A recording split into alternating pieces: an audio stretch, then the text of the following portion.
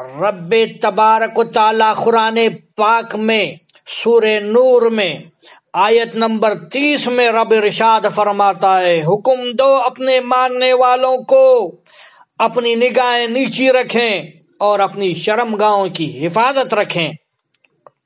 مردوں کے تعلق سے فرمایا ہے رب نے، حکم دو اپنے ماننے والوں کو اپنی نگاہیں نیچی رکھیں، اپنی آنکھوں سے نامحروم کو نہ دیکھیں، اس لیے کہ نگاہ سے فتنہ پیدا ہوتا ہے۔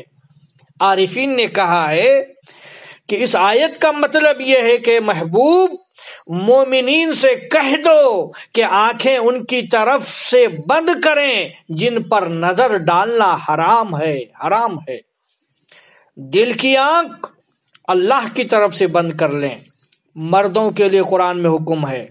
اب سنو، عورتوں کے لیے سورہ نور آیت نمبر 31 میں رب تبارک و تعالی ارشاد فرماتا ہے، اور حکم دو ایمان والیوں کو اپنی نگاہیں نیچی رکھیں اور اپنی شرمگاہوں کی حفاظت رکھیں، اور نہ ظاہر کریں اپنی آرائش کو مگر جو خود ظاہر ہے، اور ڈال لیا کریں اپنے دوپٹوں کو اپنے گریبانوں پر، اور نہ ظاہر کریں اپنے بناؤ سنگار کو مگر اپنے شوہروں کے لیے۔ رب قرآن میں اپنے شوہروں کے لیے بناؤ سنگار کا حکم دے رہا ہے، یہ سہرا خان قوم کے یہاں بناؤ سنگار کر کے قوم کو پیش کر رہی ہے، یہ کہاں کا انصاف ہے، کہاں کی حیا ہے، کہاں کا شرم ہے؟ ارے قرآن تو اپنے شوہروں کے لیے بناؤ سنگار کا حکم دے رہا ہے، یہ ساری قوم کو بناؤ سنگار کر کے پیش کر رہی ہیں اور اپنی طرف راغب کر رہی ہیں۔ میں سارا خان سے کہوں گا، اے سارا خان تو اپنے آپ کو پردہ کیا کر اور شرم اور حیا پیدا کر۔ اور رب کا حکم کیا ہے اے محبوب؟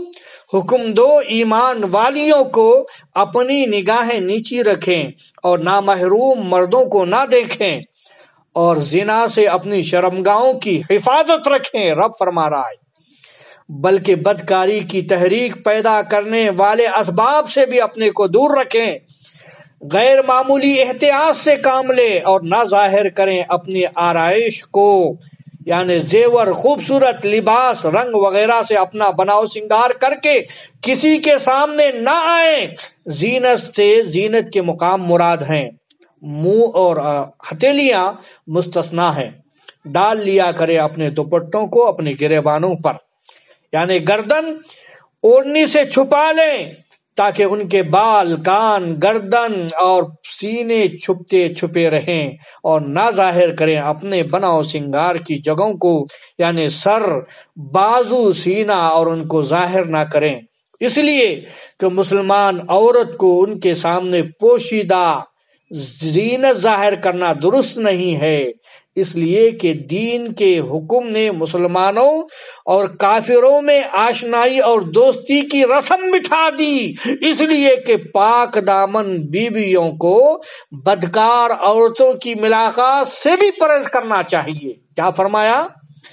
پاک دامن بیویوں کو ان بدکار عورتوں کی ملاقات سے بھی پرہیز کرنا چاہیے، رب کا حکم ہے۔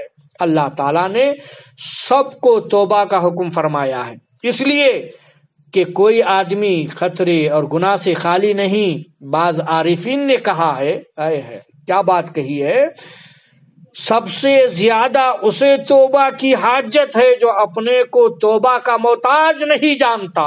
یہ سارا خان جب تو اپنی کو توبہ کی محتاج نہیں جانتی ہے تو سب سے پہلے سارا خان کو توبہ کرنی چاہیے، اور یہ کہتی ہے، اور ہم نے تم کو مردوں کو جنم دیا ہے کہ مردوں ہمارا احسان مانو۔ ارے کیا جانتی ہے اسلام کیا ہے، دین کیا ہے، قرآن میں کیا ہے، حدیث میں کیا ہے، کیا جانتی ہے؟ اے سارا خان، تو اگر مسلمان ہے، مسلمانوں کی اولاد ہے تو تاریخ پڑھ، تجھے معلوم ہوگا، پتہ چلے گا ہمارے اور آپ کے ابا حضرت آدم علیہ السلام کے پسلی سے حضرت حوا علیہ السلام کی پیدائش ہوئی ہے۔ کتابوں میں آتا ہے آدمی کی دائیں پسلی سے عورت کو پیدا کیا جاتا ہے۔ ارے تو آدمی ہی کی فصلی سے تجھ کو پیدا کیا گیا ہے۔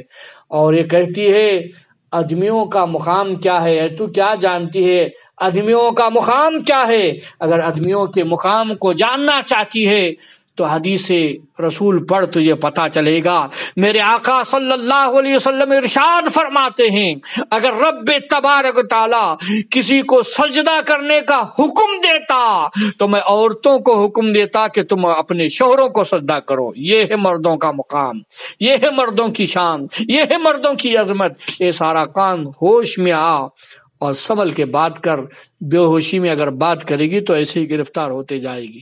وآخر دعوانا الحمدللہ۔